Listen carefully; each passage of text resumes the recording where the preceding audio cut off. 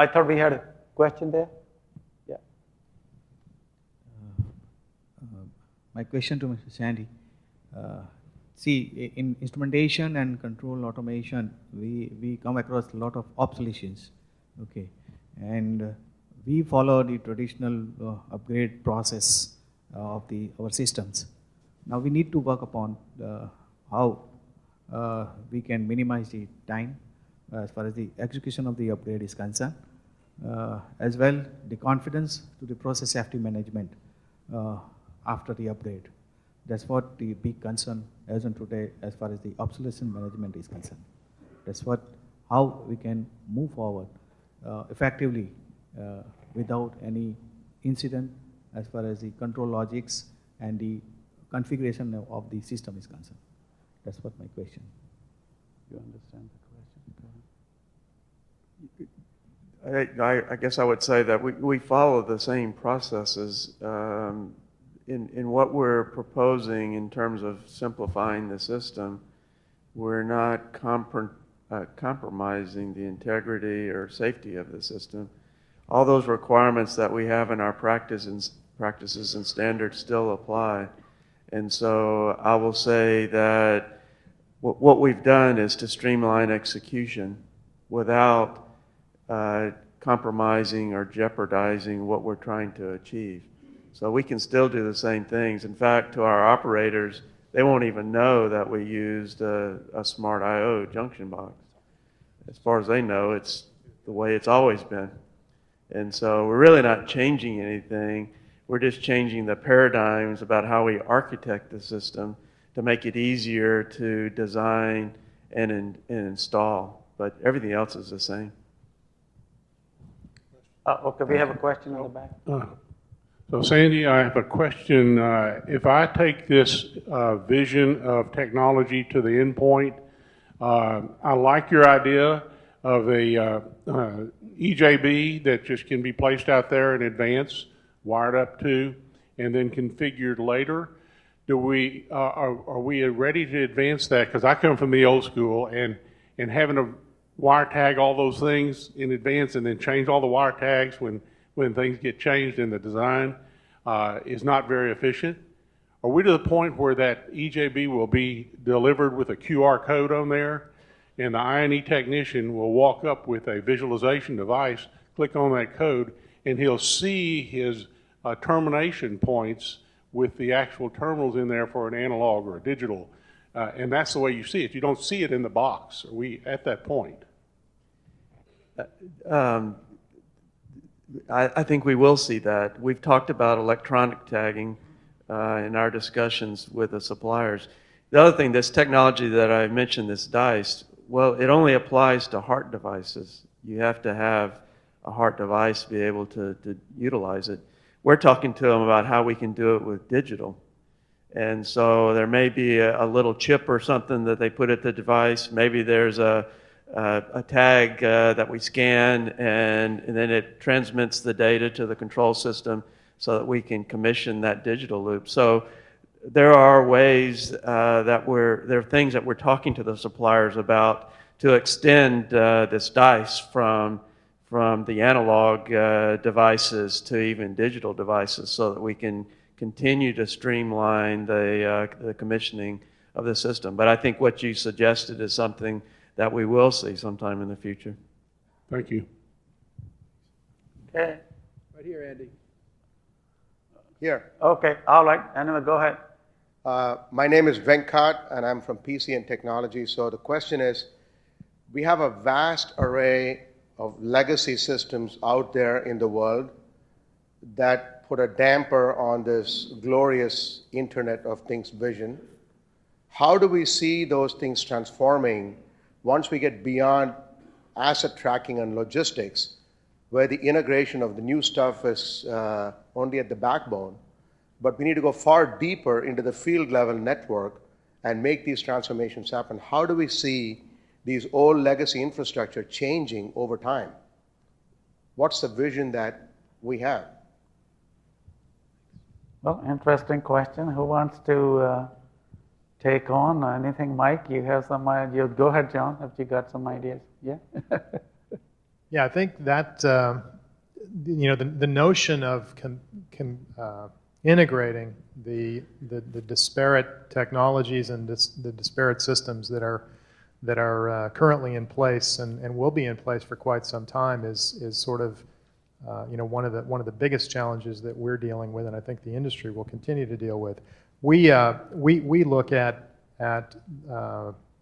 sort of a segmentation or separation of the various elements of the system and the platform. So we think that there's a sort of a cycle of evolution and refresh in some of the process connected devices and some of the process connected components, but we see sort of the software layer and the control layer evolving on a more rapid cycle, and some of the emerging software technologies to allow the connection and the integration of these disparate technologies to allow the contextualization of data, the analysis of assets, the performance of assets, I think will continue to extend the life of some of these disparate systems and legacy devices that are out there.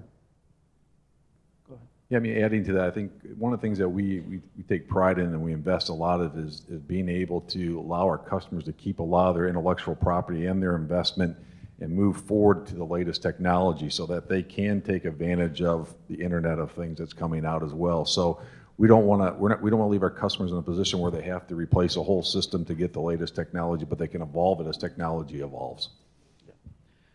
Let me add a comment here. As I suggested in my presentation, you can keep your existing systems in place as you have them. But in addition to that, you can start adding more intelligence to the big assets or wherever you need them. And even I suggested that you don't necessarily have to connect it to the control systems. You can connect it to an asset management system or to the cloud. So I'm hoping that companies start to add more intelligence. One of the challenge I think has been for our industry is because a lot of times we don't add enough sensors and measurements to the equipment, to our plants, because they were so expensive to add them in the past. So I'm hoping that you can start taking advantage of lower cost sensors and then bypassing, connecting to a second system, maintenance system, or maybe to the cloud through a secure network, and that you can leverage this technology. So I think we can keep our systems, but in addition that we can start adding a lot more intelligence. In fact, I would like to ask in the audience, if any of you are buying, there are now some dual interfaces available, or if any of you are already doing this, connecting your devices to a second system, whether it's in your plant or to the cloud. Do we have anyone in the audience who's already doing it? Okay. Well, we can't hear you, so it seems like somebody over there is doing it. So I think it would be good if... We do, in the sense that we provide dual connectivity, so our products can enable on the same legacy wiring to maintain the legacy operations, but in the same physical wiring, add industrial IP communication. So it really that's why I asked the question. It falls into, I don't want to be parochial, but it falls into the strategy of migration where you extend the intellectual property and the capital assets of the old and start a path of migration in adding value where you want to and connecting only those parts of your network to the cloud that you need to. I would like to hear if there is any customer doing this. If you have any customer has connecting a device to a second system. Do we have anybody? I know I was talking, where is where I believe I was talking last night to a company. I know on the oil field side, some companies are doing some of this. So if there is any customer, I think it would be interesting discussion if you are thinking about this, or maybe talk to your colleagues how you can add this. Clearly, we are not going to go out and start replacing a lot of the systems. But in addition to that, I think we can add more intelligence. Donovan, maybe you would be, yeah, go ahead. Yeah, so in the agricultural industry, there's a really good example of this, and it's provided by John Deere, is that if you want an autonomous tractor, you can go out and buy the best brand new tractor today, and it comes fully enabled with really high precision autonomy. But what you're also able to do is they've got layers that go down below that. So for the oldest machine that you've got, you can still buy a unit whereby you can put a GPS aerial on, and you can then monitor via a program and understand if you should be moving left or right. So you don't have the full autonomy, but you still get the functionality of the desired outcome, which is that you plow over the right paths. And as you move up, you can then get a retrofittable steering wheel, which you can put onto the unit, and then that gives you the auto steer functionality, but it doesn't give you the accuracy, of the top end system. So the idea is that you can still get the desired outcome, but through different routes based upon the capability of how old your initial hardware is, but it doesn't preclude you from following a strategy of automation because you have old pieces of equipment. And that kind of thinking for us is really advantageous. We don't want to go and throw out a shovel that has another 25 years worth of life on it because the OEM says only the new model comes automated. So we see a role for both the OEMs to be able to do this, and if they're smart enough to go back and give us those capabilities of what is possible whilst they think of providing this new technology. But at the same time, there's a market for OTMs, technology providers who can come in and step into these smaller areas if the OEMs decide that those markets are not big enough for them. But at the end of the day, we need to be able to run not only from a single OEM, but multi-OEMs. And so sometimes those other OEMs, you need to retrofit items onto them as well to still give you the desired outcome of where you go. So for us, we ultimately see that some machines you'll have to drop off at the end of the day because they just happen to be too old. But we've got useful machines and we need to get value out of them, and we would like to see that progression. We don't want to see the exact same high-resolution technology provided for the old machine, but we would like to see that we can still achieve our goals that we're trying to achieve with the strategies that we have. Excellent. Sandy, are you looking at this dual interfaces, and maybe you connect some of your devices to the plant infrastructure as well? Maybe on the oil field, maybe you could comment. I guess I'm a little fortunate. Most of the projects that we're responsible for are greenfield, so they're brand new. And but we have had discussions with the providers about wireless devices that we could connect on to existing end devices and collect heart data, for example, from the end device. So there's one opportunity to try to benefit from the new technologies on existing systems. Yeah, we have a couple of questions, folks, here, right here. Yeah, so just like Sandy was saying, what we've done on our side is most of our I/O is still legacy, but most of the instruments are heart-enabled. So what we've done is we had some cables custom made that went in the connection to the FTAs for that I/O, and we paralleled it all off to heart muxes, so we connected to an AMS system outside of our DCS. So, for instance, we virtually eliminated the instrument PM. It's shifted to monitoring an AMS system to determine if instruments need to be looked at. Good, good. Do we, any comment on that? You like to add anything to that? Do we have did we have another question over there? No? Okay. Well, while you guys are thinking about your questions, I have a question for Mike. Mike, certainly with the Schneider Electric acquisition, how are your customers are going to be impacted by this?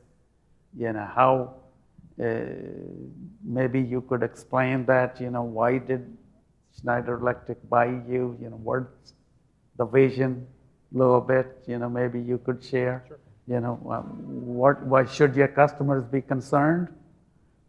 No, in short. Now, one of the objectives that we've had as we've walked through the early days of the integration activities is to make sure that, frankly, it's transparent to our customers. We want to make sure that our customer experience, really on both sides, is consistent and transparent, and you're getting the kind of support service that you expect from both Invensys and Schneider. In terms of the basis and what our customers can expect, I think clearly there's a broader portfolio of technologies that will now be brought to the marketplace by the combined entity. I think you'll continue to see the benefits of now Invensys being part of Schneider Electric, a very large global organization with a tremendous amount of reach and resources that will clearly have implications on favorable implications on some of our technology development programs and some of our investments in our go-to-market plans and so forth. In terms of why Invensys and Schneider Electric coming together, clearly it gives, I think, Schneider Electric a very comprehensive offering to extend their reach in some of the more energy-intensive sectors of the marketplace, particularly around the energy industries, the power generation industry, the oil and gas industry, refining industry, and so forth. Beyond that, I think the reach into the process automation space, really extending Schneider's portfolio and coverage from discrete automation through some of the hybrid sectors into continuous process control was an important consideration. And the installed base that Invensys brings, not only in the DCS area, but also the safety system area, is an important consideration, I think an important attribute as well. Certainly the software portfolio, as clients think about how to synthesize data and get more visibility into operations and drive operations more significantly, the software portfolio that Invensys brings is material to the Schneider business as well. So I think there are a number of factors, including the capability set that Invensys has around complex project delivery, complex system integration programs, are all elements that sort of added up to a very complementary offering and a very, we think, game-changing deal in the marketplace. John, clearly we are going to have a stronger competitor to your story of integrating power and process automation and so forth. How do you see our industry changing? I have to tell you, this is one move in the marketplace we're happy about. And the reason being is that we see a company that has a similar portfolio as us, an offering.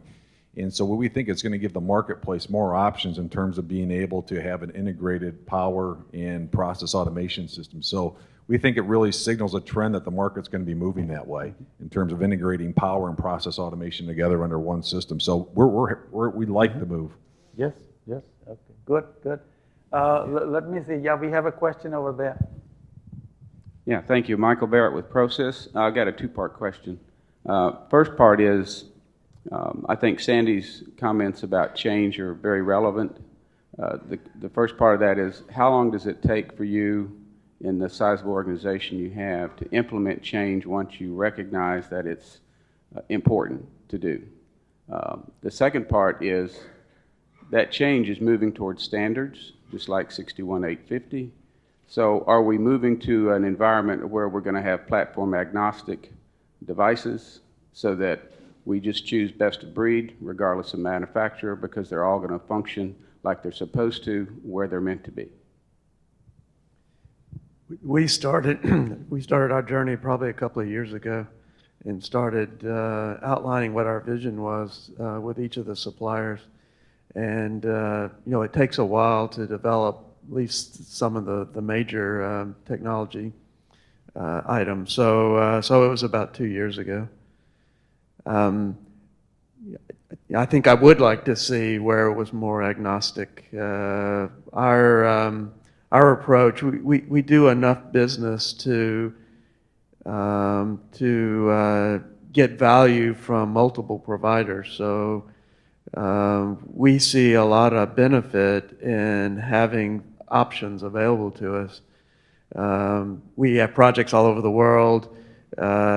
Each of the providers have strengths and weaknesses in various regions. They also have strengths and weaknesses for various types of facilities. And so our approach has always been to select the very best provider for a specific project. And so, yeah, we would like to see it move more in a path where we can maintain that flexibility in making that decision. Donovan, would you like to add anything? No? Okay. I don't see any other question. Let me maybe ask... Excuse me, Andy, there's another part.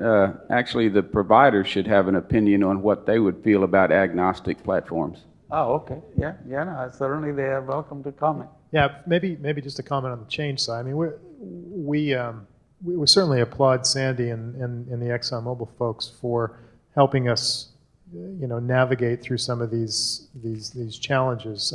Having the pull from the user community in what is inherently a very conservative and I think relatively deliberate industry is very, very important. With respect to sort of platform agnostic technologies, we already see it, and we already deliver that at the software layer. Many of our software technologies are platform agnostic, and we continue to see that as a need, and frankly, one of the core value propositions that we deliver in that space. I think as we look down the road, will there be hardware technologies that are sort of agnostic? Yes, clearly. When that occurs and how rapidly that evolves, I can't say. John, do you have anything? No, I agree with what Mike said. Can you hear me? And I think, if you look at it, I mean, we acquired a company like Vintex, and they have software packages today. It doesn't matter whose hardware it is; they'll imply it or install it anywhere. So we see a move more where we're offering applications that can be installed. I don't want to say anybody's, but very different varieties and different vendors of hardware and software systems. Well, let me maybe ask one last question from each of the panelists. Maybe we could start with you, Donovan. If suppliers could do one thing, that could really save you a ton of money. Obviously, clearly, that's what, we need. What is that they could do? I know you listed interoperability and you listed a whole bunch of things more immediately going forward over the next couple of years. Is there one thing, that big thing comes to your mind that perhaps, they should focus on? Yeah, I think I'm going to go back to the interoperability. I think coming to this previous question where, can you have platform agnostic? At the end of the day, that's when things become commodities, and then it's very hard for these guys to compete against each other. So we see in the market that that's not going to take place soon. But what we would like to do is to have set points of interfaces. And if we have those set points of interfaces, and those are the interoperability levels that we're talking about, I see you guys out here pushing a lot further to try and get more and more of this. We're in the mining industry on the mining portion, not on the process side. On the process side, we're exactly where you are. But on the mining portion, we're trying to get that industry to just get to this level. And this is a huge step where you are already. So there's no reason to stop it. It needs to go further and further and further. But I think our wish for now is on the mining side that we get this level of interoperability that is already available here into the mining industry. We know over time it will come down to a commodity type thing, but we don't want to push it that way because we understand that these guys need to compete against each other and that we all need to survive in the world. So what we are asking for, though, is give us those points of interoperability and let's work with you to define them. We're not interested in your IP that goes underneath it. Sandy, you had 10 or 12 things on your list. Is there one that stands out these folks need to do? You know, what I would want is that all of this providers or suppliers continue to listen to us. Both Mike's organization and John's organization have been very supportive of the things that we've asked them to look at. And, you know, we have a list of things today that we're trying to address. Probably 6 months from now, it'll be a slightly different list. A year from now, it'll be a different list. I don't think some of the things that we're proposing today we would have thought were possible 5 years ago. So I think those things are going to change. Well, you know, the other thing I will say is that probably a decade or two ago, the providers were coming to us with all these technologies that they could offer us, and we thought about how we could implement them. We tried to implement some of them. Some of them took, some of them didn't. I think we've kind of turned that around. Now we're talking about what our challenges are and what our problems are, whether it be project execution or whether it be surveillance or whether it's maintenance or whatever it is. The suppliers are listening to us, and they are progressing things to address the things that we need. And so I just hope that continues. John, looking the other way, you know, what do you think you are, you know, offering perhaps customers should really pay more attention to, should really try to leverage? Yeah, I mean, if I look at it, I think at the beginning of my presentation here today, we really talked about, you know, for companies like Exxon and others, they're looking for us to find ways to reduce their footprint, lower their cost, and make sure that, you know, they start up on time and on budget. I mean, that's what it's about. And, you know, so we talked about today about the integration of power and process automation systems. That's one piece of the puzzle that helps do that for our customers. I'd also say that, you know, we're spending a lot in the area of, in terms of being able to take this a large amount of data and present it to managers, to operators, so that they can understand what's going on in their plant. So we're investing a lot in the area of 3D technology, gaming technology, and tools that take this large amount of data, present it to them so they can make better decisions quicker and faster. Along the way also, we're working on the wireless as well. I mean, we acquired a company called Tropos a couple of years ago. We've integrated their technology into our system so that you can more accurately transmit large amounts of data as well.